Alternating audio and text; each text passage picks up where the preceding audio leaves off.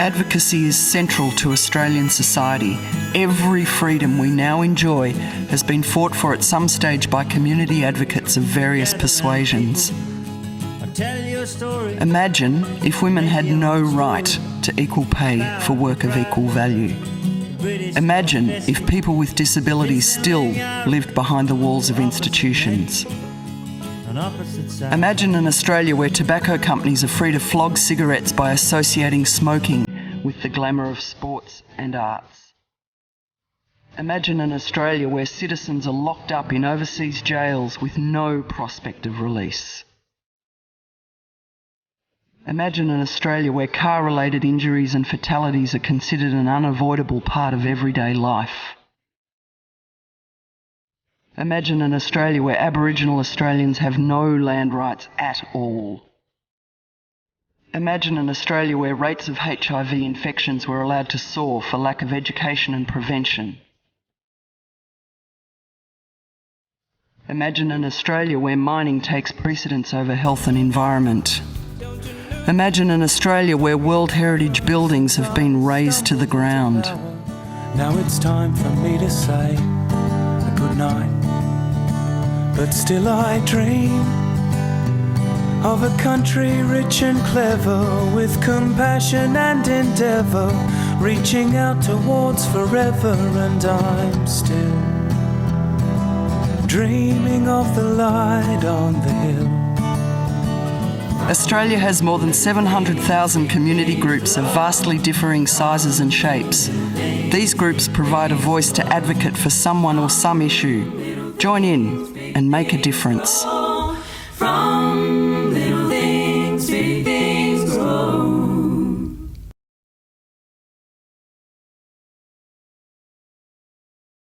Hello everyone, Rhonda and Joe and everybody here. I think it's a bit dangerous to allow an old bloke in his mid-70s to wander down memory lane. And unfortunately I won't be sharing this platform with Dennis Altman, who is a friend of mine for over 35, 40 years, and who did such wonderful work in the early days of the rights of the gay movement, and was a very brave person that led the first gay change in the 50s, in the 60s and 70s. Well, I don't know whether Ratbags to Heroes is okay, but I suppose I'd say vilification to vindication would be one of the ways I'd describe the Green Band movement, because it's clearly the most exciting thing that I've got caught up in my life. The bringing together of diverse people around ecological issues. And as Paul Ehrlich described the Green Bands as the birth of urban environmentalism. Before that, there was a tendency to look upon the environment as a preserve of the more educated middle upper classes who appreciated the whole ecology movement. But in the Green Band movement, it brought together ordinary people linking up with the, as I've described it, the enlightened working class and middle class coming together to fight for the built environment. And when you think back, the international attitude to the environment has always been pretty poor, because it was only in the 60s where the first movement internationally about the environment took place. And in fact, when the first conference took place in 1972 in Stockholm, the audience really couldn't agree on what was the environment. The nature conservation people said, well, it was a green environment. It was the lakes and rivers and oceans, and it was about forests, and it was about environment, meaning in the green sense. Others argued the world is becoming more urbanised, and therefore the built environment with huge cities of 10, 15, 20 million people, with all the huge problems coming in. And of course now with global warming, the most political issue of the 21st century. There is no doubt about that.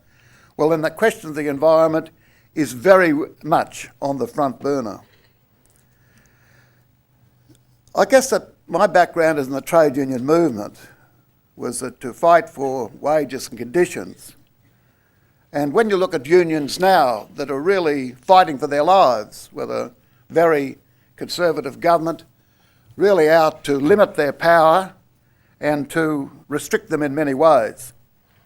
And I think it's true to say that essentially the trade unions in Australia have been responsible for the living conditions that we've enjoyed over the last 100 years. And the positive things about unions, before I get on to the green bands, when you look back, that it was the union movement that formed one of the main political parties, the Labor Party, in 1891. But then positive things that the progressive section of the union movement has done. And the union movement is a very broad church, and it moves from the left right to the right in politically scenes, and very much approach that differs greatly from period to period. For example, in the 1914-18 war, the progressive unions led the campaign against conscription. In the Great Depression of the late 20s and early 30s, when evictions were taking place in Melbourne and Sydney and other major cities, it was the members within the minority with trade unions that fought against those people being evicted. In the rise of fascism in the 30s, it's well to remember that the brave waterside workers in Port Kembla refused to load pig iron for Japan because of the militarism build-up of the Japanese country. And Ted Roach, the leader of the waterside workers, was jailed by the Attorney General Robert Gordon Menzies in 1937 because he took action, leader of the wharfies refusing to load that pig iron that came back as weapons against us a few years later. And in the first place, the union movement was very backward on the White Australia policy. They supported it. But then the progressive unions broke away from that and supported the Aborigines. And in fact, one of the unions, our union and waterside workers and others, brought the striking stockmen down from Wave Hill 40 years ago, in 67. They brought them down and took them around the building sites and the waterside and through the factories, and educated the workers in the cities of the real plight of the Aborigine people and the land rights struggles that took place with the Wave Hill strike that went for 9 months. And of course, as was introduced when Joe introduced the last piece, when the Whitlam government came in, and that was the birth really of land rights. And those striking stockmen that were out for 9 months were the turning point that brought that around. And again, on the apartheid question, when Nelson Mandela came here, over a decade ago, he honoured the trade unions and the others and the progressive sections of the political parties who came together and played such a powerful part in the end of apartheid in South Africa. The gay movement, I mentioned before about Dennis, what the wonderful work he did. Again, it was a progressive section of the union movement that did that. For example, in the Menzies College at Macquarie University, Jeremy Fisher was kicked out of the college in 1972 because he was a homosexual.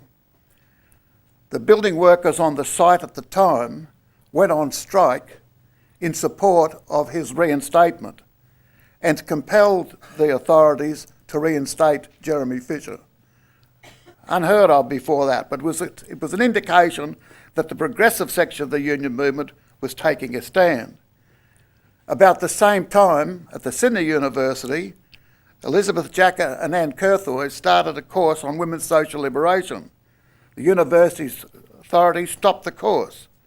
Again, striking workers on that site, when there was a lot of extension taking place at the Sydney University, went on strike and compelled the authorities to have that course reinstituted. And I think they're very positive angles of the union movement coming together around gay question, around women's rights. And I think that showed a growing maturity within the trade union movement. And now when unions are fighting for their very life, it's well to remember that when unions reach out, like I mentioned before, they strengthen the whole position. And of course, it's that extra parliamentary action, that movement away, the resident action groups that came about, that are the sort of things that have changed society. Of course, there's always been this movement, keep politics out of unions. There's been attempts to do that. And while I believe that unions should not be just controlled by one political party, it's true that political action should be a part and parcel of the union movement. And really, the union movement will wither unless it's got that broad outlook of moving beyond wages and conditions. Of course, wages and conditions are important, but increasingly there are other political issues that play their part. In the Green Band movement, it really started when people went down to progressive women in a fashionable part of Sydney, Hunters Hill, went down in front of the bulldozers when the first big development was taking place to destroy a whole open bushland. And this bushland was the last bushland on the Parramatta River. And these women went down in front of the bulldozers and stopped it. And as a last resort, they came to the Builders Labourers Union. The reason they came to us, that I had said in modern society, it's not much good just fighting for wages and conditions if we live in planless and polluted cities, devoid of parks, denuded of trees. So therefore the quality of life issue was equally as important as the wages packet. And they more or less said to us, well, here's a chance to put your theory into practice. And so that started the first of the green bands. We went to the site, held a meeting, and went back to our members and said, those people want us to put a ban on. And we said that if they could show that it was a feeling of the community and not just the handful of people that would benefit if we kept the open bushland, if we could do that, we would put a ban on it, and a ban was in place. The company that was going to do it was A.V. Jennings, a Melbourne-based company at the time, and they came up there and they said, oh, well, if you put a ban on that, we will use non-union labour. Well, we'd fought to improve the union, we'd fought to civilise the union, because the union, when we took over, was run by people who colluded with the employers, very right-wing, and didn't look after the workers at all. And we civilised the industry, gave the workers dignity, improved the wages and conditions and safety on the building sites. And because of that, we won the respect of the workers. So when we went to the workers and put to them that they should support these middle-class people, some of them said, well, look, we haven't got a member in Hunters Hill. They couldn't afford to live there. Others said, well, if you're fair dinkum, whether it's Redfern or Hunters Hill, if we believe that there should be open space within a great urban area, well, then we should support them. And so a ban was imposed. At the time, they were called black bans. But we changed them to green bans because black bans had connotations of workers taking action to jack up their wages and conditions, but it was going to the hip pocket. Whereas we said that this was a more moral question. It was a wider issue. It was an environmental issue. It wasn't as though the workers were immediately benefiting themselves, but it was for society as a whole, and we changed them to green bans. And I think that was the movement that really caught a light, because we were then inundated with similar questions. And when the company said we will use non-union labour to do it, on one of A.V. Jennings' jobs in Sydney, and at the time, because of the work that the union had done, 95% of the workers working in the building industry as labourers were in the Builders Labourers Union. So we had a lot of bargaining power. And when Jennings said, well, he would use the non-union labour to smash the green ban, on one of A.V. Jennings' jobs in North Sydney, the workers decided, over 130 workers decided, that if one blade of grass or one tree was destroyed at Hunters Hill, Kelly's Bush would stand, this half-completed building would stand completed forever as a monument to Kelly's Bush. Well, that really set the cat amongst the pigeons. The very conservative Premier of New South Wales at the time was, some of the older ones will remember, was Robert Askin, Sir Robert Askin, who was very pro-development and viciously anti-union. And he sort of sneered and said, who do they think they are? They're mere labourers. Do they think they're urban town planners? And other such comments. But it certainly had the effect, because Jennings immediately pulled back from that position. But then we were inundated with similar requests because that time things were changing in our big cities, in Melbourne and Sydney in particular, those cities. And when I started 50 years ago in the building industry, the tallest building in Sydney was a 12-storey building. Then they lifted the height limit, it was 150 feet, about a 12-storey building. They lifted the height limit and the sky became the limit. And with that, many accidents. The building workers were not experienced in going up to heights like that. And so many accidents occurred because of the poor conditions that had been in operation before we took over.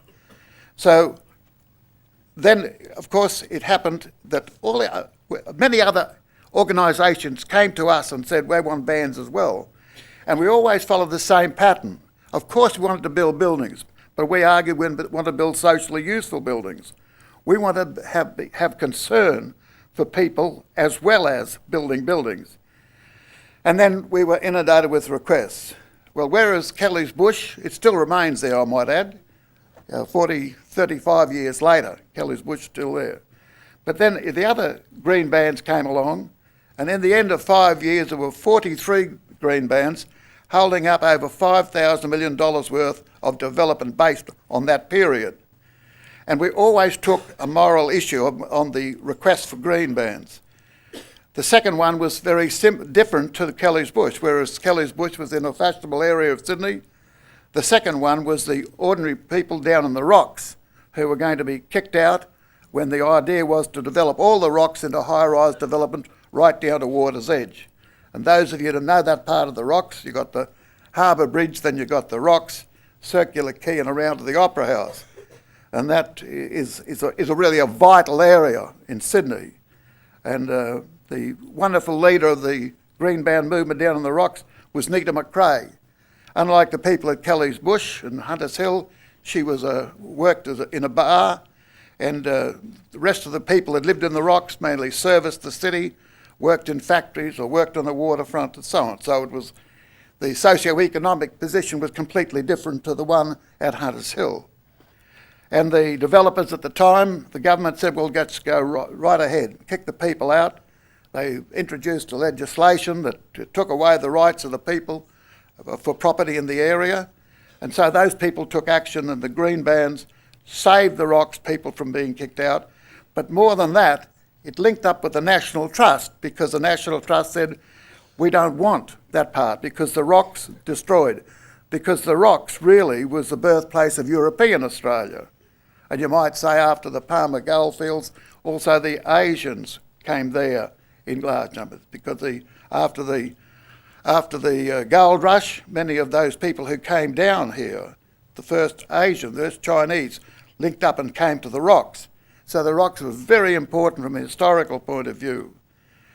Today, 3 million people a year go to see the birthplace of European Australia. They wouldn't go there if there would have been high-rise buildings right down to the water's edge. Centennial Park.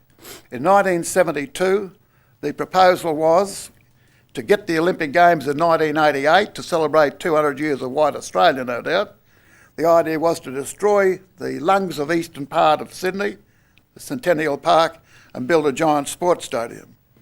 The wonderful Patrick White, Kylie Tennant, and many other people of literary people came together and argued that we should be kept, that there shouldn't be any destruction of Centennial Park. Again, the union was approached, and after a meeting of 7,000 people, they marched to the Sydney Town Hall, and the builders' labourers imposed a green ban, and Centennial Park was saved. Centennial Park is still there, and of course 1988 came and went, and they didn't win the Olympic Games then, but Centennial Park is there. Woolloomooloo, same thing. It's the oldest suburb, really the oldest suburb in Sydney, the oldest suburb in Australia, you could say. And Victoria Street. There are 2 more green bands that were saved. Who would have thought when the Opera House was being built, they clean forgot about a place for the god Ka. So they were going to tear down fig trees in the domain. And in that year, 1972, the Chief of Staff of the Sydney Morning Herald told me that there were more letters opposing the destruction of the fig trees and supporting the green ban that the union had placed than any other subject that year. So again, it was a wide section of people.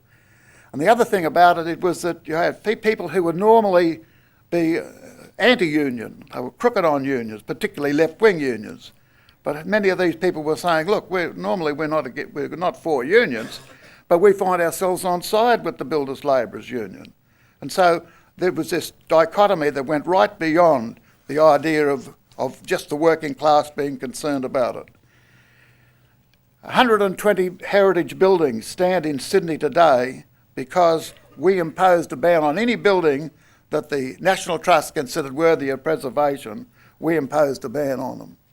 And so when the Askin government went and the Rand government came in, they introduced the first Land and Environment Court and they introduced the first heritage legislation. And so it was I think convenient to this sort of conference, it was the extra parliamentary action of resident action groups, progressive architects and town planners, together with the trade union movement, that were instrumental in bringing about that change, that linking together. And I think that shows that the idea of a socio-economic coming together of the middle class and the working class together was so important in bringing about those changes. And of course, along the theme of this conference, I think that it's true that if, for example, before 72, as I said before, there was no international meeting of environmentalists. And in 1976, because of the argument about the built and natural environment, one on the Vancouver conference took place on the built environment, the human settlement on the built environment. And because of the Builders Labourers activities with the green bands, I was invited to that conference in Vancouver. And so the whole question of the green band movement was then shot into international prominence with the unions playing a part, and it spread to Europe. In fact, when Spike Milligan invited me over to England and we put a ban on a building in London that still stands today because of the ban that was imposed by those building workers. There was an international feeling. At the time, of course, the green bans didn't last. Finally, when the developers couldn't bribe or coerce the union leaders, and the leaders were offered millions of dollars to lift the bans, they then used a corrupt element of the union movement under Norm Gallagher, who previously had worked well with me. They used Gallagher to come in and to break up the union and destroy the union in New South Wales. But the spirit lives on. All of those places I mentioned are still there. In fact, the CFMEU, which is the current construction union, has continued the policy, not in the same sensational way of the green bans of the 70s, but they've continued to have a social conscience about the question of heritage buildings and also worked with the National Trust. So there has been a qualitative change in the attitude towards historical buildings and towards corporation. Well, that ties in with where do we go from now? Because as I said earlier, it's obvious that climate change, global warming, is going to be the most important political issue of the early 21st century. And really, the whole life on the planet for humans and other species rests with how we behave in the next 20, 30 years. I think it's not an exaggeration to say that it's in those years that change has to occur. And it would seem to me that the history of the green bans link up with asking other questions. Can we move from a consumer society to a conservative society? Can we move to a greater degree of egalitarianism, which seems to be essential if ecologically sustainable development is going to become a reality? It would appear to me that it's vital that a level of egalitarianism be established. Poverty in the third world must be tackled by the rich countries. Community involvement is absolutely essential if we're going to have a sustainable future. And that's why a conference like this, it's great to see 1,000 or 1,500 people coming together, very diverse grouping of people within the community, coming together to say that community, which is really extra parliamentary action, is important. And really, democracy is always at its height when there are a lot of organisations outside of just the government decision. Of course, governments have got a big responsibility around social issues, around community issues. But increasingly, we want to see that there's community out there as well who have got things. And I think the strength of that period of the 70s, of the 60s and 70s, around women's social liberation, around the rights of gays, around the rights of the environment movement, really set the path. Unfortunately, that great decade of the 70s and early 80s changed very much into the 80s and 90s with the rise of Thatcherism and Reaganism, with the whole question internationally changed very much in that period. But I think we all agree that unless there's people involvement, unless there's grassroots organisations, well then governments alone will not change it. And it seems to me that it's terrific that people like Joe and Rhonda and your organisation that keeps going on the way with the Pratt Foundation and the others who are sponsoring this conference. It's good to see that that broad section of the community out there will ensure that the future is ours, because it's a way in which we can involve the Aborigine people. It's a way in which we can involve the lower echelons of the people, the way in which we can break down the divisions between the middle class and the working class. And as I said before, if we can see that both are important, linking the middle class and the working class in common action, that is the way for the future. And therefore, I hope that I haven't gone too much down memory lane, because I think it's good to remember that it actually happened, that the green bands happened. We brought that diverse grouping of people together and really did change, certainly change the face of Sydney. Sydney would be a very different city if it hadn't been for the green band movement. And of course, not only Sydney, here in Melbourne, in the earlier times with Norm Gallagher, around the Victorian markets and around the Regent Theatre, green bands were imposed here as well.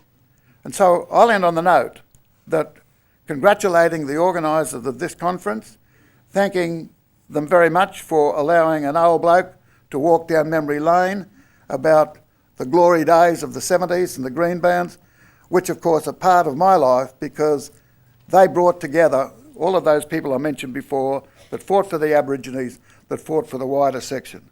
So thank you very much for allowing me time to, an old bloke at 75, to go back over the years and to say we can do it again. Thank you.